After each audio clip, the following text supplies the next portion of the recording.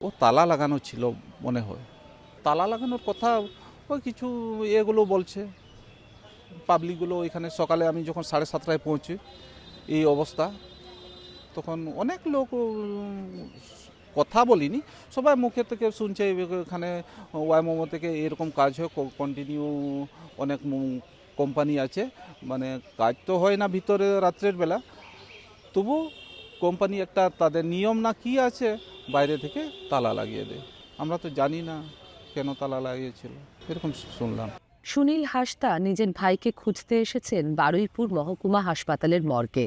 ভাই রবিশ 2019 থেকে ওয়াওমোমোতে নিরাপত্তা রক্ষীর কাজ করতেন। কর্তৃপক্ষ জানিয়েছেন চোখে দেখে দেহ শনাক্ত করা যাবে না, ডিএনএ নমুনা দিতে হবে। উনি একা নন। আনন্দপুরের আগুন লাগার সময় ওই গুদামগুলোয় যারা ছিলেন তাদের বাড়ির লোক এখন ভিড় করছেন বারুইপুর হাসপাতালে। মৃতদেহ কেউ দেখেননি। পুলিশের খাতায় বাড়ির লোকটি এখনও নিখোঁজ। ধ্বংসস্তূপ থেকে যে মৃত দেহাংশ উদ্ধার হয়েছে তার সঙ্গে বাড়ির লোকদের ডিএনএর নমুনা মিলিয়ে দেখার কাজ চলছে। বলছে 3-4টে লাশ বেরোচ্ছে, সেই লাশের কাছে এখন পর্যন্ত কোনো গার্জেন পক্ষকে কি নিয়ে গেছে?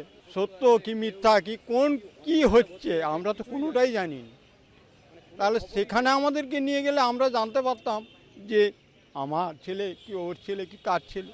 ওই ডিএনএ বলছে রক্ত নিয়েছে, বাস বলছে বসো বলছি, তারা তার কাগজ নিয়ে ছোটাছুটি করতেছে। এই পশ্চিম মেদিনীপুরের পিংলার কাছে বিশ্বজিতের বাড়ি। আমরা গেছিলাম তার গ্রামে।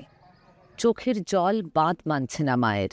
সুমন যেখানে আছে, সুমনের ফ্যাক্টরি আগুন লেগেছে। মেসোমশাই তুমি তাড়াতাড়ি বেরিয়ে আসো, আমি আগিয়ে যাচ্ছি। মেসোমশাই হতভম্বয়া দোকান থেকে ঘর আসে, সে হতভম্বয়েছে, বলে আমি কলকাতা যাব। কেন কলকাতা কিসের জন্য যাব? না বাপি যেখানে থাকে সে ফ্যাক্টরি আগুন লেগেছে, জামাইবাবু ফোন করছে আমাকে এক্ষুনি যেতে হবে। এই কথা বলে আমার স্বামী বাড়িয়েছে, আর কিচ্ছু। বাবা মায়ের একমাত্র ছেলে বিশ্বজিৎ সাউ। আনন্দপুরের ভয়াবহ অগ্নিকাণ্ডে এখনও নিখোঁজ খাতায় নাম তার। বাড়িতে সে একমাত্র ছেলে যে অর্থ উপার্জন করত। এখন বাড়িতে শুধুই শূন্যতা। না, এখনও দেখতে পাইনি। এখনও কি পজিশন এখনও আমার জানা নেই। আমার লাস্টের যে কোনো নমুনা আমাকে দিয়ে দিলে আমার বাস শেষ। আমি আর কোনো কিছু চাইনি। হ্যাঁ, যে আমাকে অর্থ দাও বা আমাকে চাকরি দাও, আমি কোনো কিছুই চাই। আমার কে খাবে, কে কি করবে, আমার কেউ নেই যখন, সব শেষ ওখানে। শুধু পিংলা নয়, ময়না, হলদিয়া, এমনকি ঝাড়গ্রাম থেকে কলকাতায় কাজ করতে আসা প্রায় 21 জন মানুষ প্রাণ হারিয়েছেন আনন্দপুরের অগ্নিকাণ্ডে। মৃতের সংখ্যা আরও বাড়তে পারে বলে আশঙ্কা। বেশিরভাগই ডেকোরেটরসের গুদামে ফুলের কাজ করতেন। ঘটনার পরে গ্রেপ্তার হয়েছেন মালিক গঙ্গাধর দাস। লাগোয়া ওয়াওমোমো কারখানার বিরুদ্ধে গুরুতর অভিযোগ তুলেছেন স্থানীয় বাসিন্দারা।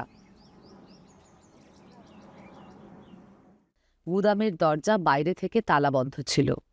ডিডব্লিউ অবশ্য সেই অভিযোগের সত্যতা যাচাই করেনি।